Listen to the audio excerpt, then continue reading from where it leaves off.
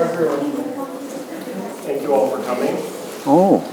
On behalf of the Humanities Center for Buddhist Studies, it's my great pleasure to introduce this evening's speaker, the Venerable Ajahn Jayanto.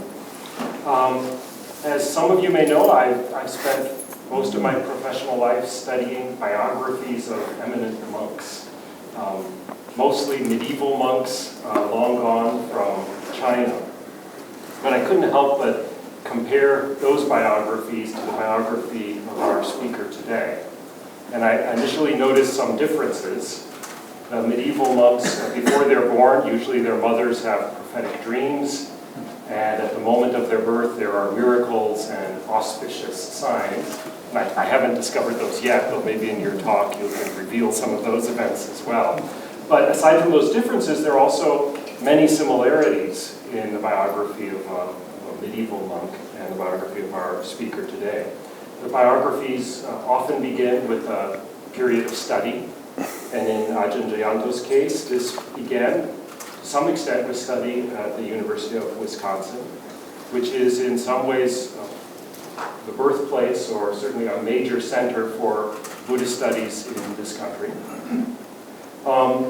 This period of study is often punctuated by moments of realization or awakening. And in his case, at least one of these moments, and you can correct me later on, had been a class at the Cambridge Insight Meditation Center. They're followed by study with a master, and then an extended period of wandering. And I think we'll hear some of that today, of this period of wandering, which took him from Boston to the UK, to Thailand, back to England, back to the East Coast here, and today brings him out here to California. Now, one of the great frustrations of studying biographical records is their brevity. And one of the great frustrations is not being able to see beyond the basic facts of a biography. When the time machines finally come into function, like my colleagues, we will all be traveling back to do more in-depth interviews with our subjects. I think Professor Ross will probably be going to Kamakura, Japan, to interview some monks about the importance of ritual in their daily life. Professor Harrison, I assume, 2nd century India, to ask those monks and nuns, what does Mahayana mean to you? I, of course, will be going to the Tang Dynasty with a very long list of names of monks and an even longer list of questions that I want to ask them. But until that day when Google introduces the self-driving time machine, it's really moments like these today, moments when we can spend an afternoon in conversation with a man who has lived the life of a Buddhist monastic, that are especially rewarding, especially interesting, and as valuable as they are rare.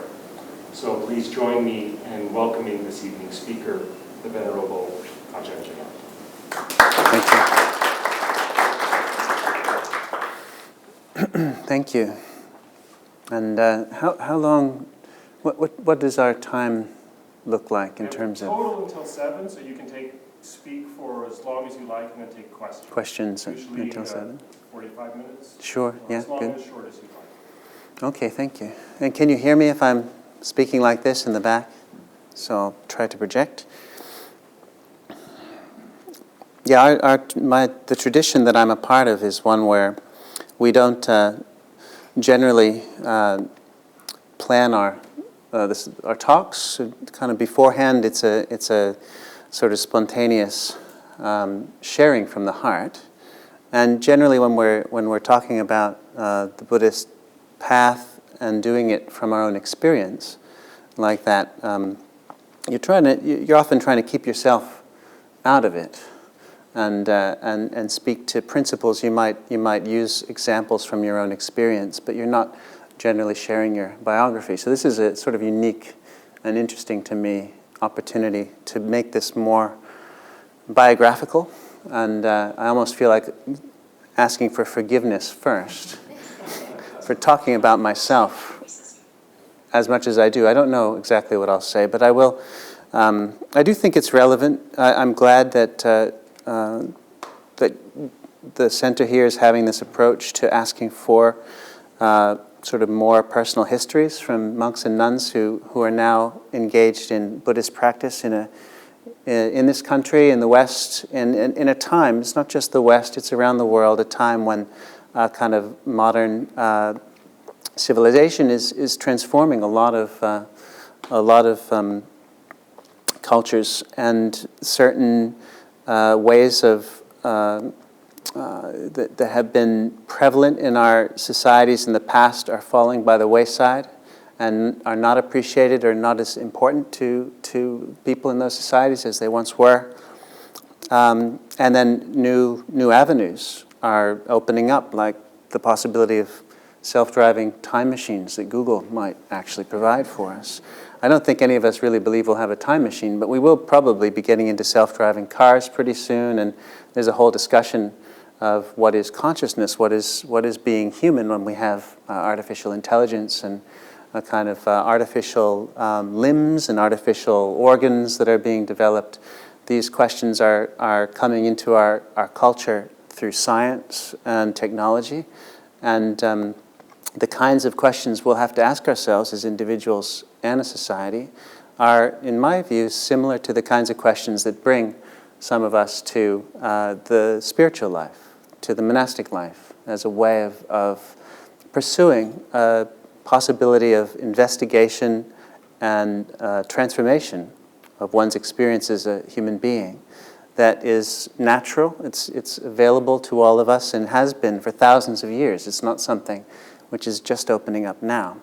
So that perhaps makes more sense of why people in the modern world would choose to give up the classes at Stanford or wherever they might be, and the possibilities of careers in neuroscience or technology or whatever they might otherwise be interested in, and instead do what people have been doing for thousands of years in the case of the Buddhist monastic order, and don the yellow robe, as they say, and relinquish the home life for the homeless life, and become a Buddhist monk or nun. And it's not just Buddhist monasticism, which is, as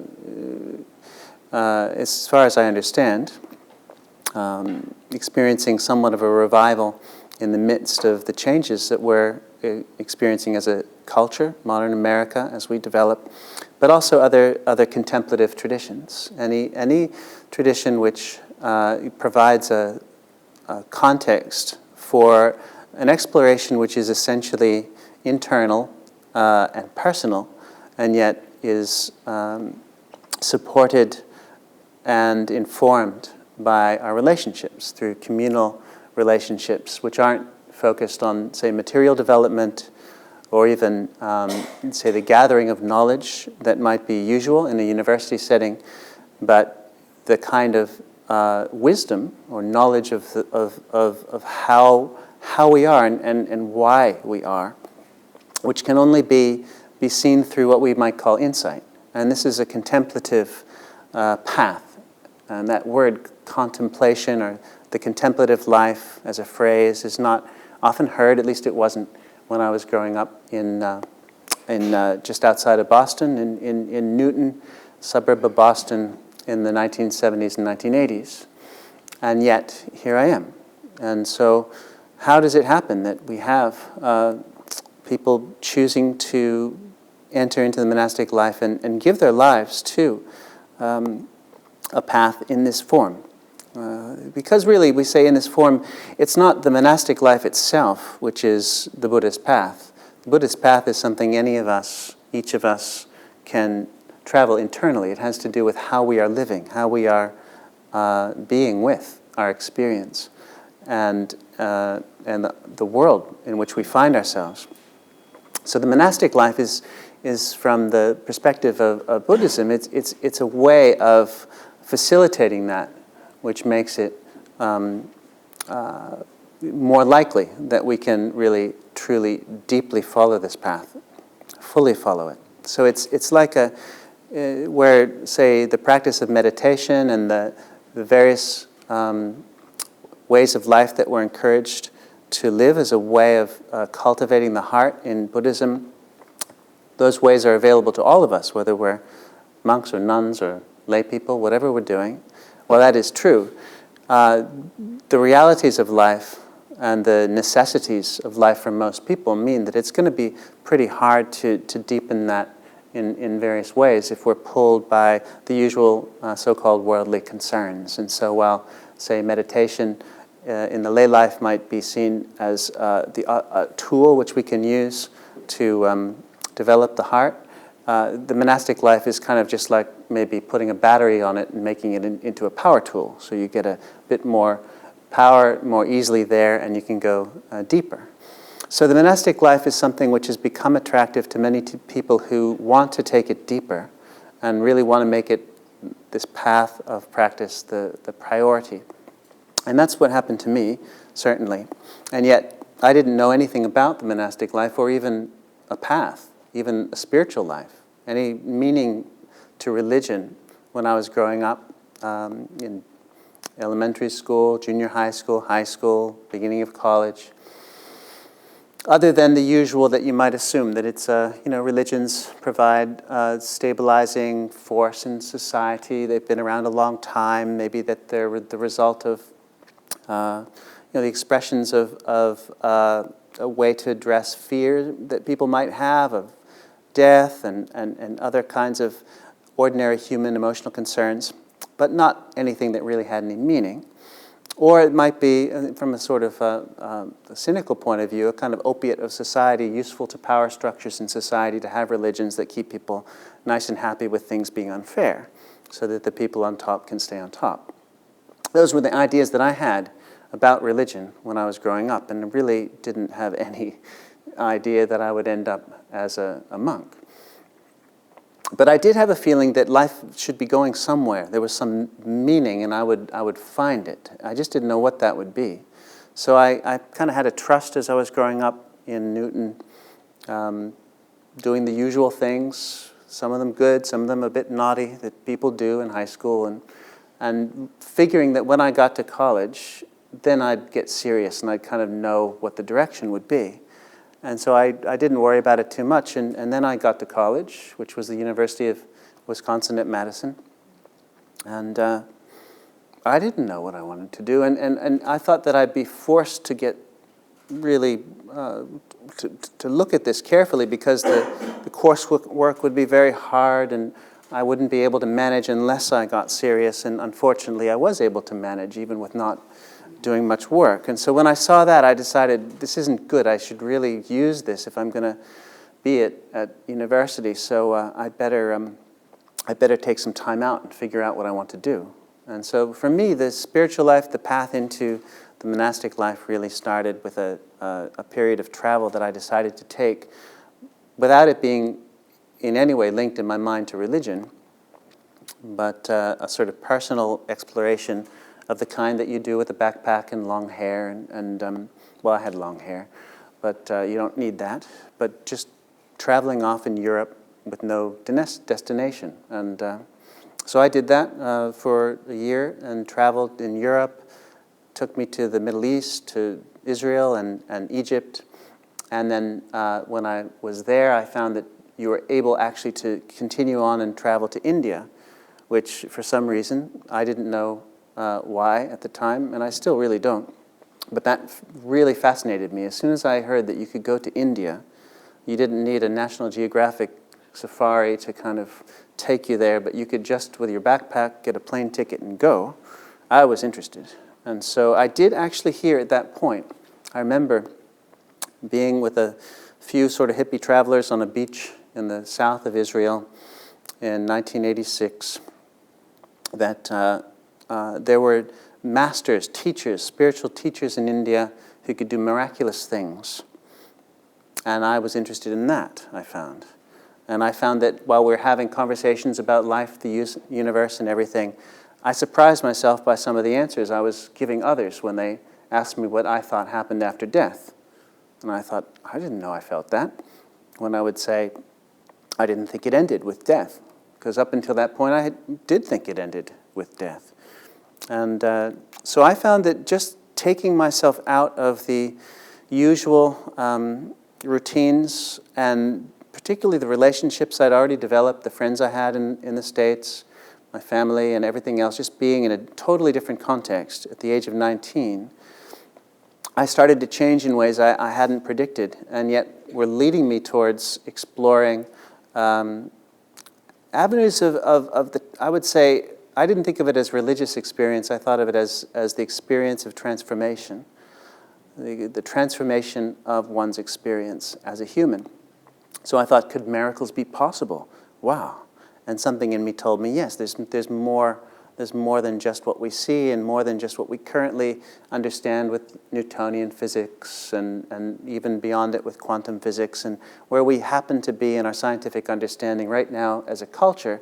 Even at the age of 19, I could see, we can't, just like they thought they knew everything 100 years ago and now we know a lot more. Well, 100 years from now, we're going to know a lot more and look back at this time. So it's really relative. There's a lot of possibility here. So I was mostly just adventurously pursuing this, what now had become, I didn't think of it in these terms, but it became a kind of personal pilgrimage of trying to find something, some way to lead me into a deeper experience of being, and through that trying to find some truth. Not truth that was being taught to me in school or that I'd inherited through the ways that people thought in society, but that I could see myself, I could really see. And I had a few experiences which spontaneously arose and showed me that the mind could go deeper and one could have what we call insight into things in a way where you could stand back and see yourself more deeply. That fascinated me and I wanted to pursue it. So I went on and traveled to India and Nepal and Tibet for about 7 months, and then came back via Thailand and San Francisco, although mainly that was in order to attend a Grateful Dead concert in Oakland. I hadn't completely given up those interests, and yet when I did land at San Francisco, I was a completely different person, I felt, than when I left. There was a certain transformation that happened to me during that year, which happened not just in one big sudden blast, but there were certain points which were important, and yet over the course of a year of travel on my own through these countries, and it included visits to Buddhist monasteries in Tibet and Hindu holy sites in India, as well as the Buddhist places in India, at least Bodh Gaya. That all was sort of by the wayside. I wasn't searching for that, but it happened to be where I traveled. And at the end of it, I was a different person. I had really had some change where I saw that there is a way to deepen one's experience of life, and that would take some way of helping me pursue it. I kind of had this feeling like something had opened, and yet I knew that it was going to close again, that there was a lot of I remember having the word muck, like emotional muck, that was going to come back in. I hadn't really dealt with it, and I was going to need to find a way to get back to this sort of open-hearted truth that I had touched. So that then was all I was interested in when I got back. I was not interested in a career or anything else. I just wanted to do that somehow, find a way. And I could see, at least the way I looked at it myself, was that that way did not belong to one religious tradition or one particular approach. It was a revelation to me. It was while I was in Nepal, coming back down from the Everest sort of base camp trek and realizing when I got to Kathmandu and all these bookshops full of wonderful books in Kathmandu, that religions were actually expressions, at least as I saw them, of this path, just different expressions arising at different times and in different cultures to try to help people lead themselves into this truth, at least the contemplative expressions of those traditions. So I got books on every tradition I could find, the Upanishads for Hinduism, the Tao Te Ching for Taoism, and the Dhammapada for Buddhism, and a number of others, and I read them. And it was the Tao Te Ching and the Dhammapada that really stuck with me. And so when I landed in San Francisco, I just had this sense of like, I didn't have a sense of a divine being that I needed to personalize, but I did have a sense now of a relationship to a truth that was greater than me, my little self. And I made a kind of prayer, if you will, or determination, like, may I not lose this. Now that I'm coming back to the States, may I not go back to my old self. May I be able to remember and pursue this. And then landing in San Francisco, of course, I didn't know. I was naive. I was in Boston. We don't hear about it was the 80s, so you didn't really hear about all the kind of hippie, New Age things going on over here on the flaky West Coast, forgive me, from our sort of East Coast perspective.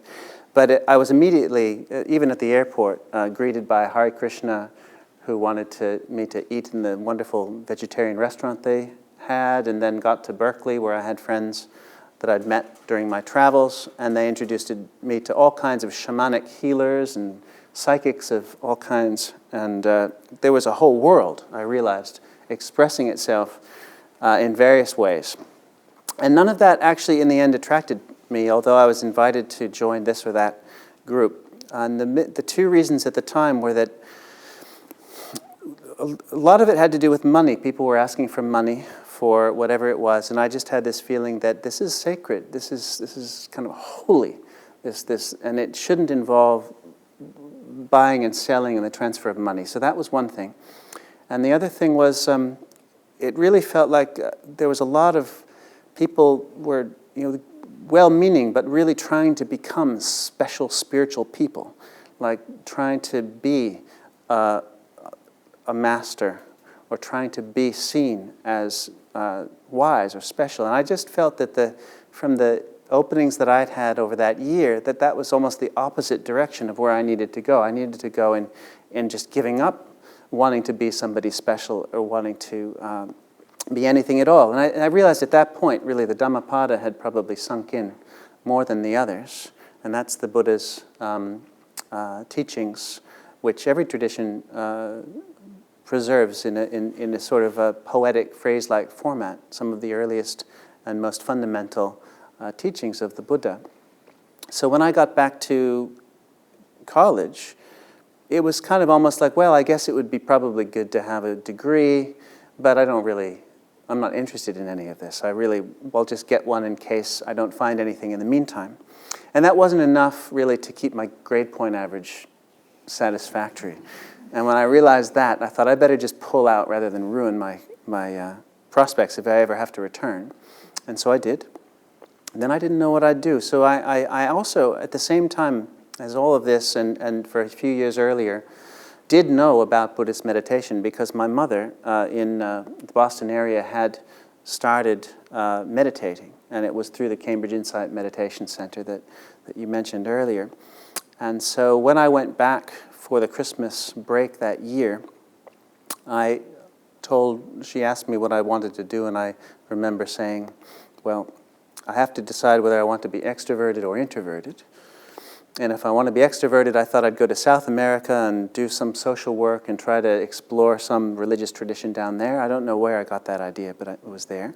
And if I want to be introverted, I had a very naive, idealistic vision of finding a lighthouse to keep on the Northwest Coast and meditating. And so she heard that and she thought, well, it would be good to learn to meditate first. And I'd done a little bit in various ways and gotten some books. But that was when I went to the Cambridge Insight Meditation Center. And it wasn't a transformative experience, although it was enough just learning the simple breath meditation that we call anapanasati for me to see I don't know if this is it forever, but this is what I need. How do I pursue this? So I then wrapped up my life in Madison and went back to Boston in order to try to stay at this related meditation center called the Insight Meditation Society in Barre, Massachusetts. It's started by Joseph Goldstein, Jack Cornfield, and Sharon Salzberg. It's become quite well known and influential in the Buddhist scene in America, in the Theravada world.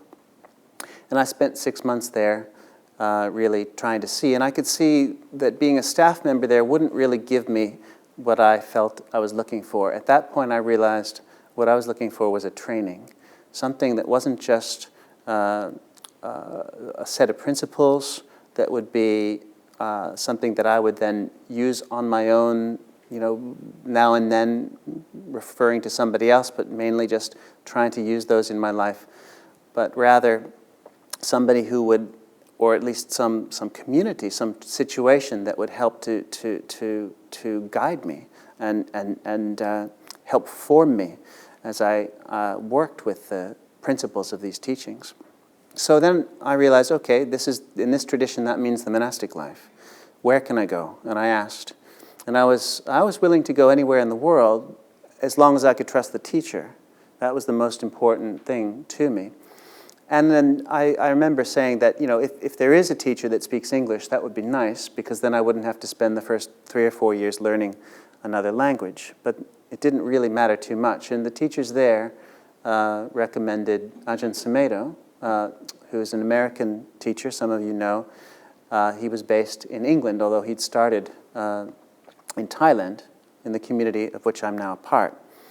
So I wrapped things up, I got things prepared, and I just went off to England. And that was in 1989, and I arrived at the monastery, which is named Amaravati, which at that time was it wasn't physically developed very much. It was an old school built by the Canadian Air Force in the 30s, just for like a summer school. So uninsulated wooden buildings in the damp English climate. I arrived in November, I think. It was dark at 4 o'clock in the afternoon. The food was terrible. Everybody looked depressed. The place looked like Auschwitz, actually. There was these kind of barracks-looking buildings, and there was even a water tower that looked like a guard tower. And it was not very inviting. And the people were very nice, but they weren't, there was this sense of like, if I was going to choose where I want to go and spend my time, I wouldn't have chosen it, honestly. But I heard the Dhamma talks being given by Ajahn Jayanto at the time, and it went right here, and I knew this is where I stop. I even said those words to myself at one point, because I really realized this is enough. It's the teaching that I need. And in fact, I could see enough at that point that by not being a pleasant situation to my liking in every way, that would actually be an advantage. It would help me to learn the lessons I was going there to learn if I was having to run into unpleasant feelings, unpleasant perceptions. Nothing was immoral. The moral basis of the monastery was excellent, and that was the key. So, they might have been unpleasant in terms of the food that the young 22-year-old Anagarikas, novices, were making on the wood stove in a big pot. It might have been unpleasant in terms of the fact there wasn't enough money to heat the place, so you had to kind of share an electric heater with another person that you decided who was going to be cold when, and you would plug into the wall. And otherwise it was damp and cold. Those things were unpleasant. But in terms of the commitment to honesty and integrity and the moral principles that we have in Buddhism, everyone was very diligent in terms of their efforts in those areas. And that was a very rare and valuable space. I won't say it's not unique, but it felt unique, because I came in from a context where generally everyone's pretty nice in the world, wherever you go, but you don't feel necessarily that you're protected in that way by knowing the people around you, even though they might get it wrong, are committed to being honest, to being kind, to being truthful, to being sober. And so we had a safe place, excellent teaching, and a community of committed people really trying to put these principles, the teaching principles, into practice. So I stayed. And at that time, it was a very inspiring time. There were a lot of monks and nuns coming in to a community. So in Theravada, we don't have developed nuns tradition, as many of you may know, and yet in response to that, Ajahn Jayanto had created a sort of a way of training for women who wanted to live the same life. And so there was a sort of side-by-side monks community and nuns community at 2 of the monasteries there, including the one where I was. And so it was a a growing community of international aspirants of different ages, most of us young, but some of us older. And it was a time when you felt like you were on the ground floor of something which is going to get bigger, because you really felt a lot of interest in the society around. Not necessarily understanding, say, when you walked out into the streets. And that is something I found has changed over the decades. When I would walk, say, through the streets of London or through the streets of Newcastle, where there was a monastery where I lived for a few years in the 90s, early on, people would shout, "Hiya, Hari," or they would, even kind of yell something aggressive. And then I found more recently that you walk around and people smile at you, and they might even give you an anjali, and they might, if they say anything at all, they might say, "Oh, Dalai Lama," or else. And that's nice, because everyone has this good perception of the Dalai Lama. Or they'd say, "Oh, Shaolin." And we don't do martial arts in Theravada. In fact, I don't know what martial arts has to do with Buddhism. But I must admit, I did prefer being mistaken for a kung fu practitioner rather than someone involved in a cult. And that was, that's something that's changed, is that, say, in the 80s and 90s in Britain and Europe and the States, a lot of people really wouldn't understand this other than the horror stories they'd heard about cults in the 60s and 70s. It's some strange foreign thing, wearing robes, cutting off your hair. Why would you do that? And now there is more acceptance. I'd say that that's a good sign that, say, expressions of the contemplative life in general and Buddhism in particular are making their way in various ways, slowly but surely, into our culture. So I lived in England during the 90s. Where our training is such that the way it's been sort of formed, both in our community in Thailand, so that's the roots of it are in, of course, ancient India with the Buddha himself, but the particular community that I'm part of is called the Thai forest tradition, and so the roots are in Thailand. And there was a famous teacher there named Ajahn Chah who had a very good facility with non-Thai monks, and so he had a lot of Westerners and, say, Japanese and Malaysians who'd become monks with him, even though they weren't Northeastern Thais. And that community now, because it has such a large international element, there are branch monasteries all over the world in different countries. And so there are ways of practicing which are part of our Vinaya, is the Pali word, the monastic discipline that we've inherited from the Buddha and would be common to any Buddhist tradition, at least Theravada Buddhist tradition. The Mahayana have developed other ways, although they would still have the same essential Vinaya rules embedded in their monastic traditions also. So some of our training comes from that.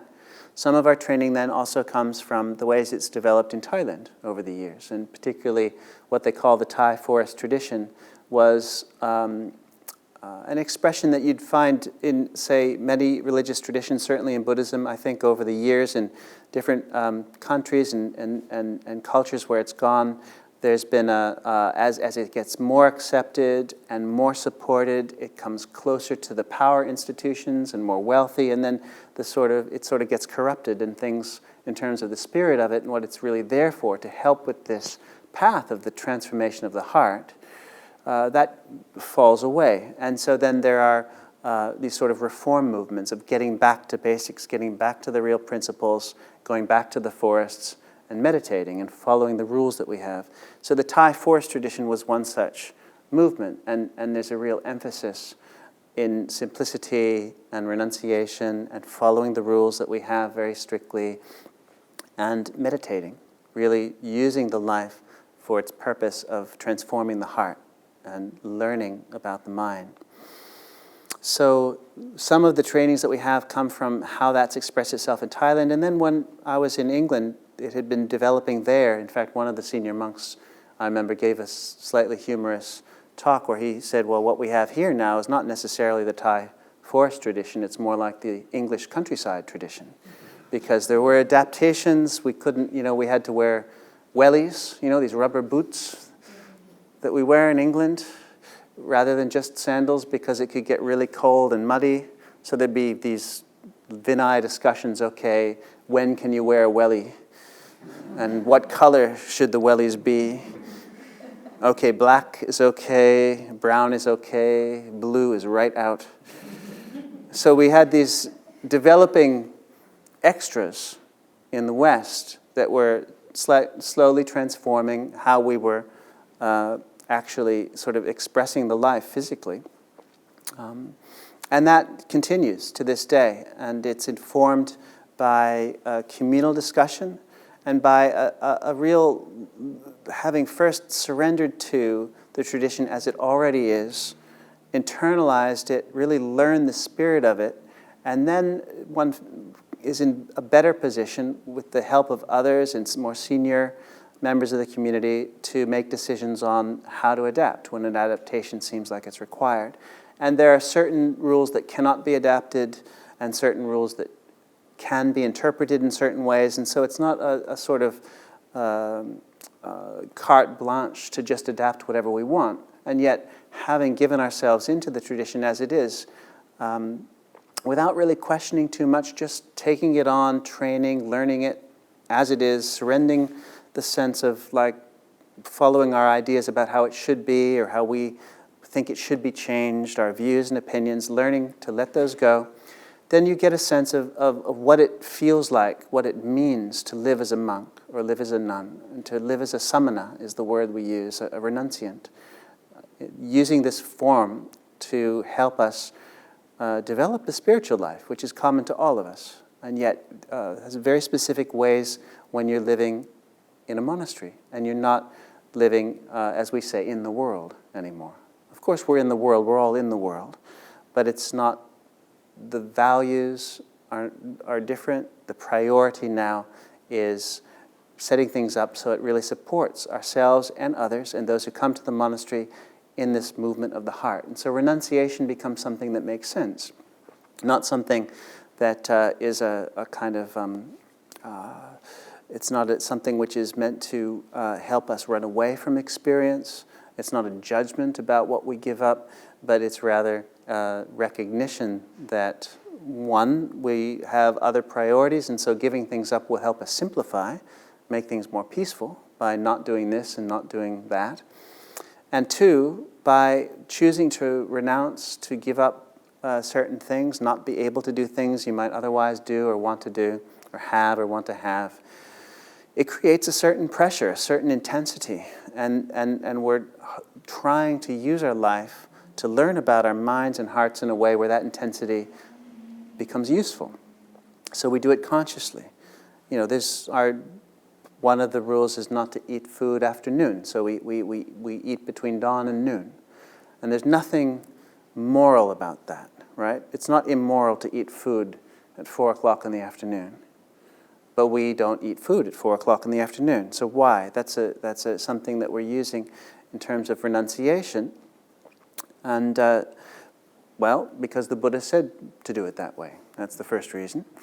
Why did he say to do it that way? Well, the actual reason isn't that inspiring. It's not because he said this will help you in your monastic life initially, although he did say that afterwards, over time, in different ways.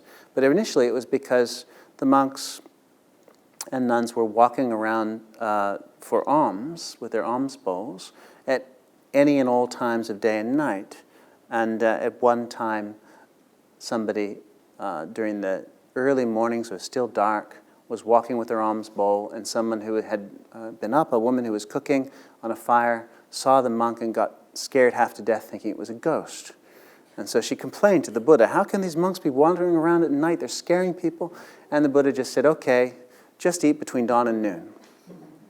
And so today, I'm not going to have any dinner because that happened in that time. So that you could say, well, why would you follow these things if it's just that particular instance that created the rule? But it's not that might have been the trigger for it. The actual effect of having a rule like that is much more meaningful. In this case, it's actually more than just the exercise of renunciation itself, the exercise of giving up something you want, but it also has health benefits. It's kind of actually good for you not to be digesting and eating all the time, and that really helps the metabolism, and it helps your meditation, and it helps the community life, because you don't have to have a washing up going on all the time with the dishes and the cooking, and helps things just settle down. There are all kinds of extra benefits that creates. But also, it is just an exercise in giving up. It's not immoral to eat after noon, but you are forced to hit your wish to eat when you want to eat. And so what do you do with that? And if you've chosen to live a monastic life, then you're choosing to use your life to learn about how you make yourself suffer, how we make ourselves unhappy, how we get caught into our views and opinions and believe them in ways that lead us to unhappiness.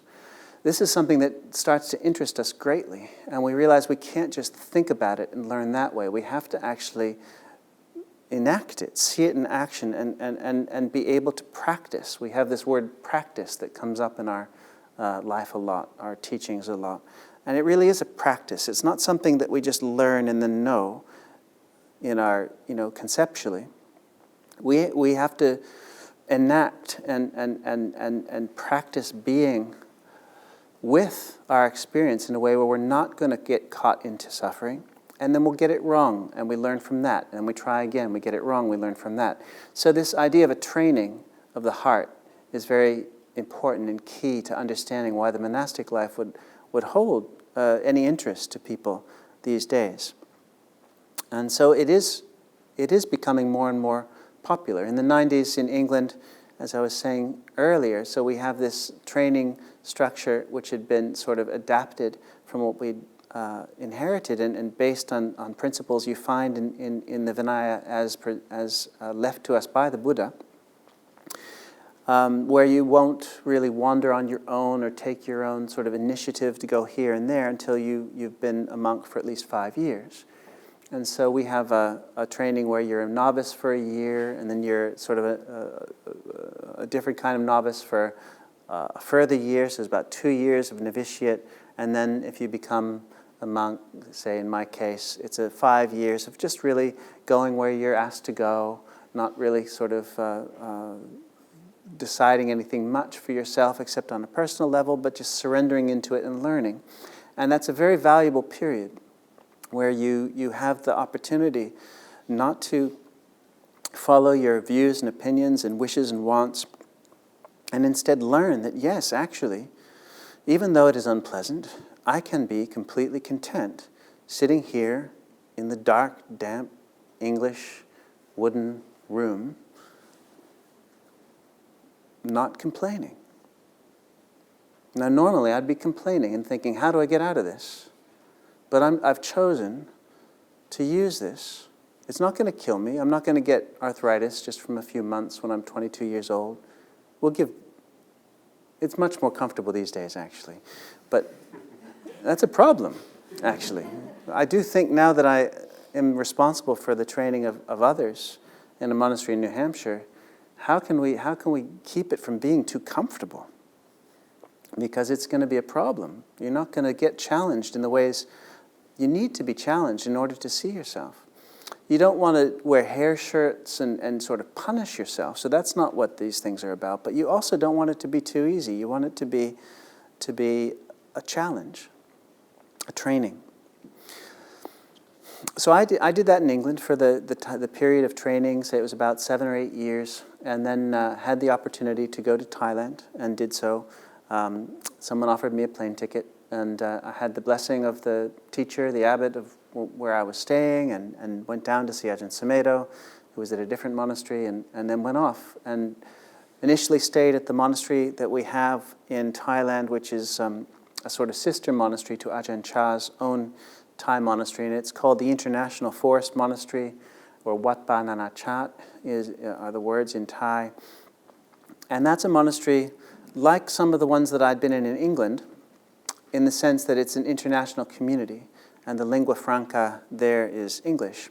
So you'll have about 17 nationalities, I think, when I counted one time when I was there, all living as monks in Thailand in the very Thai way, and yet using English to speak to each other and in teaching, and then learning Thai bit by bit. But it's a real way to enter into the monastic order in Thailand for those who are not Thai very quickly and very effectively.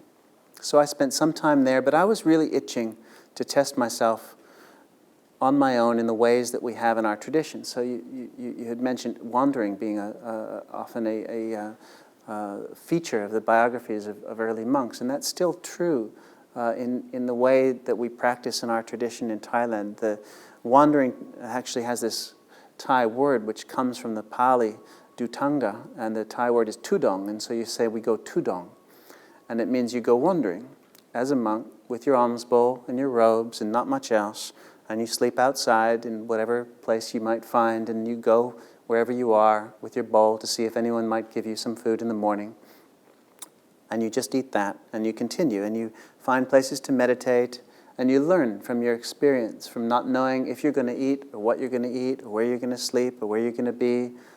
And these periods of wandering can last anywhere from a few weeks to a few months to a whole number of years. So I did some of that with another monk who had been there for a few years, an American monk friend of mine, which allowed me to do it without knowing much Thai. And we wandered through the south of Thailand and a bit through the north, and had to find places during the 3-month monsoon season when we're required to stay in one monastery, to stay for 3 months, and then could wander on after that. So there was a period of training in that way for me. And then also, in my particular case, and this is somewhat unusual, say, in our tradition, during that wandering period, I had met a couple, an American man and his wife who was Taiwanese-Japanese.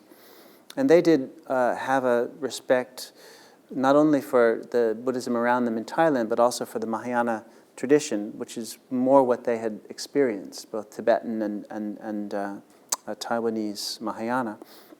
And so they wanted to offer me a plane ticket to go to a Mahayana country.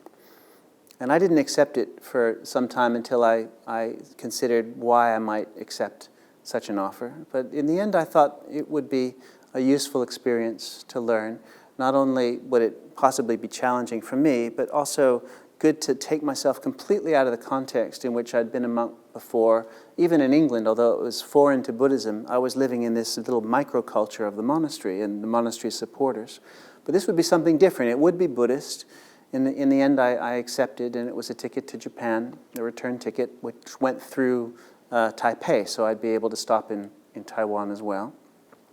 But also a challenge for me, because we, in our order, followed the rules that were originally laid down, where we're not allowed to carry money or have any money, and we're not allowed to store food. And so there was no guarantee that I'd be fed, and no guarantee that I'd have any place to sleep. I just had the ticket. So I might be coming back cold. It was March when I left from Tokyo back to Bangkok, skinny, and maybe hopefully a little wiser after whatever number of days I managed it. But I didn't know.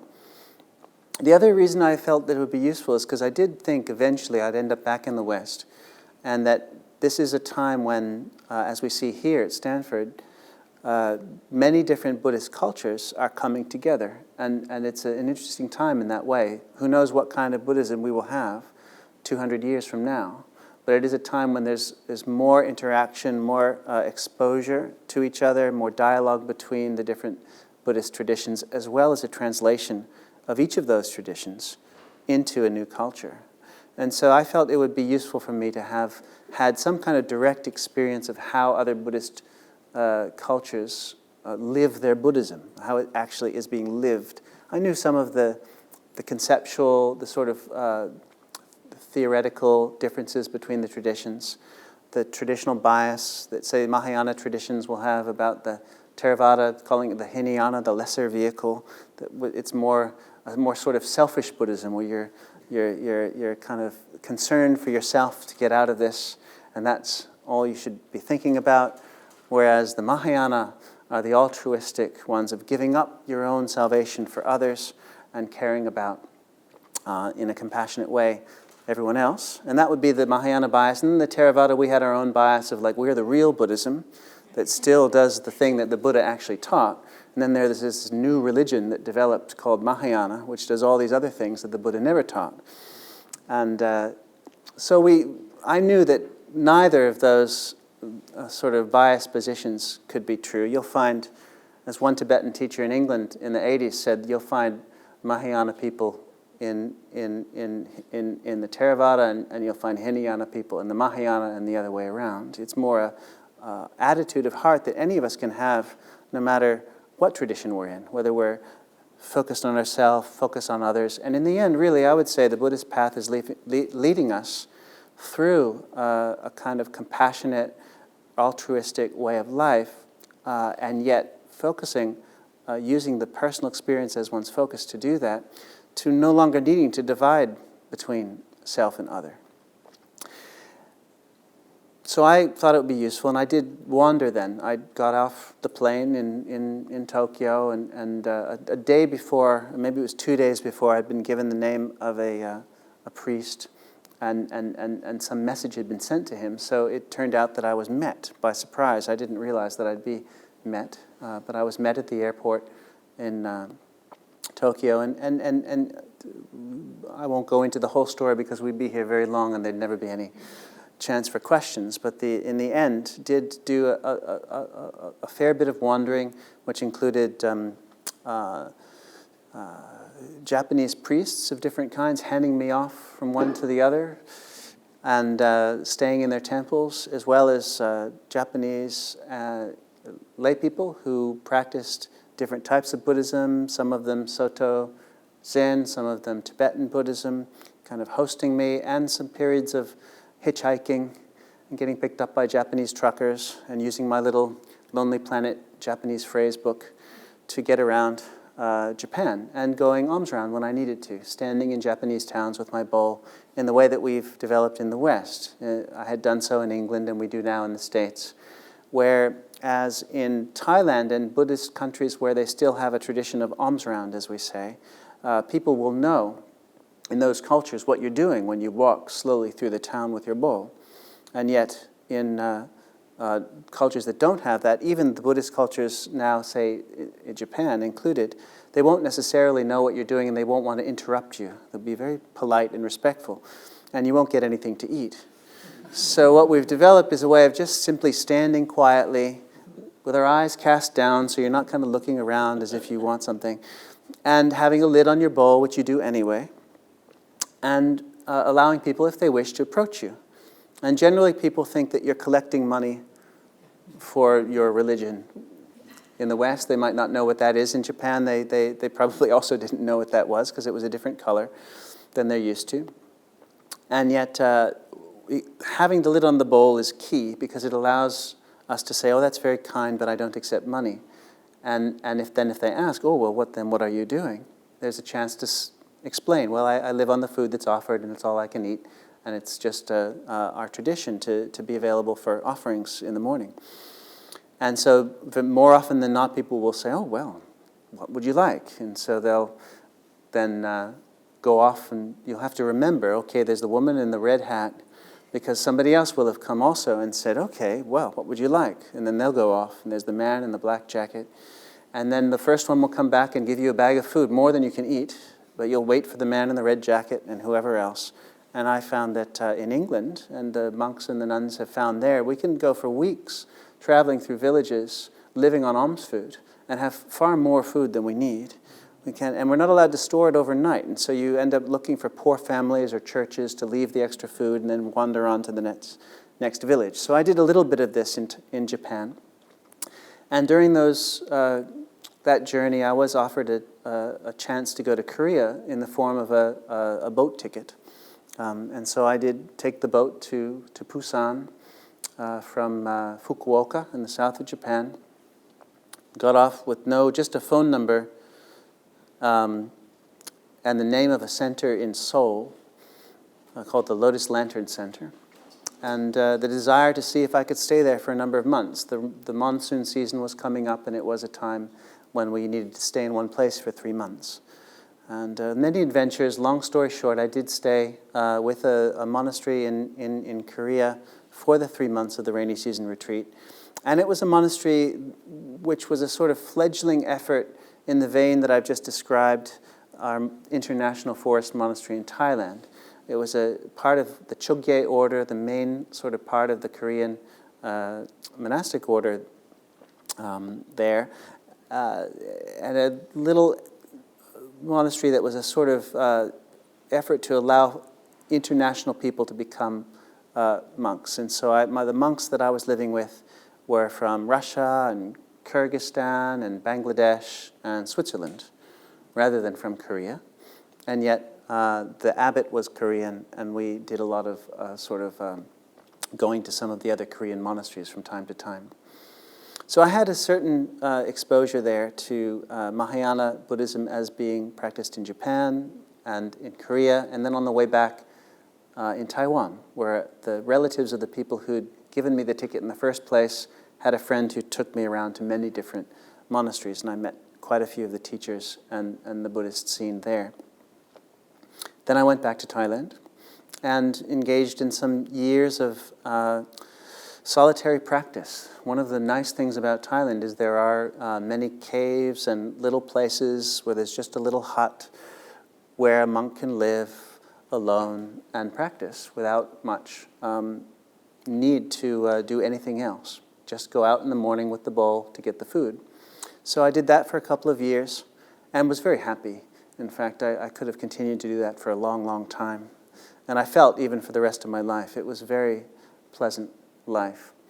Yet I did feel over time that it was necessary for me to be challenged in ways that I wasn't learning things that I would need to learn at some point because I wasn't being challenged enough, and that community life and commitment and responsibility that comes with community life would really help to force me to see those aspects. And so I realized that the time for solitary practice had come to an end for me, that I really would like to go and continue my practice in community. That was one part of it.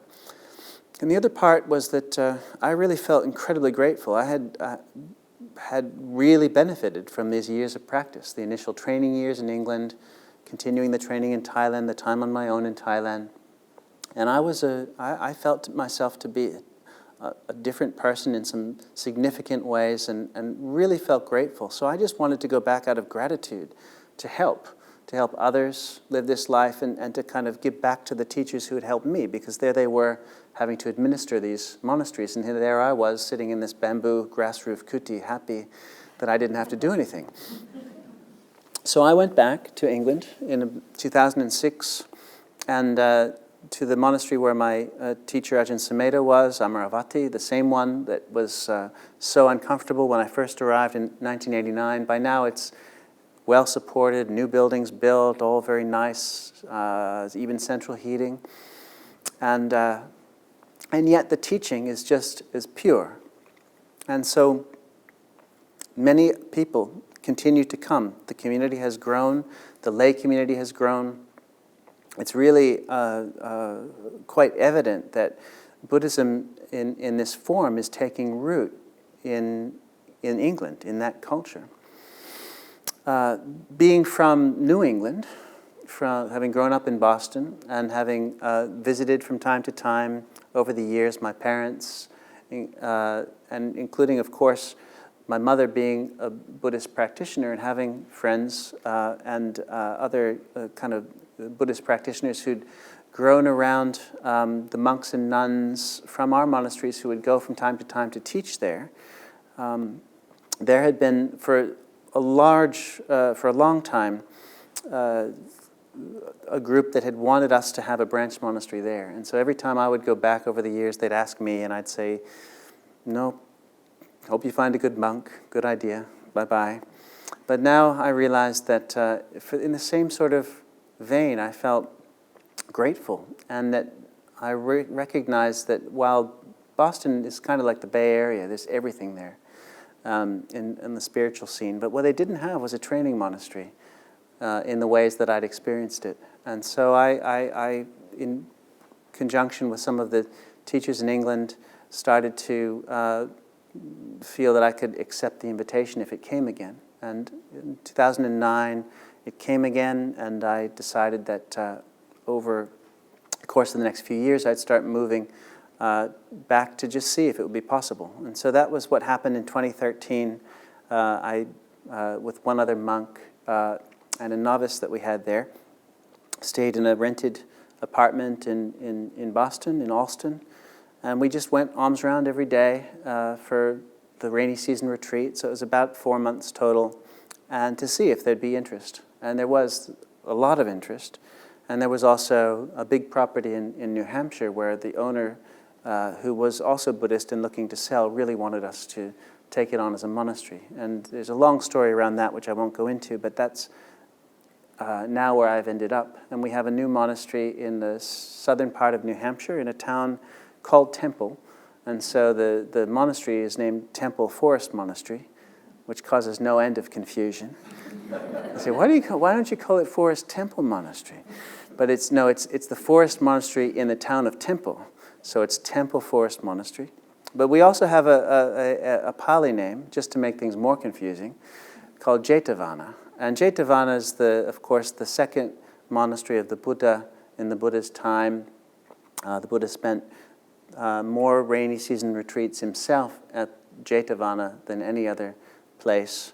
And in countries where Buddhism has taken root over the years, in Sri Lanka certainly, and I believe also in Burma and no doubt in others, there have been monasteries named after Jetavana when the Buddha Sasana, the Buddhist teaching, the Buddhist community is starting to take root in these new cultures. And so now here we have America. There are Mahayana Buddhists, Tibetan Buddhists, Theravada Buddhists, and many people interested in Buddhism to one degree or another. Maybe not calling themselves a Buddhist, but being affected in some way and interested in some way and wanting to pursue in some way the possibilities. So I have not really talked about the nature of the teaching and the training. I've sort of gone on a little bit about myself and the community life, but I'd be very happy to answer any questions about that or anything else that you might have, and I would thank you.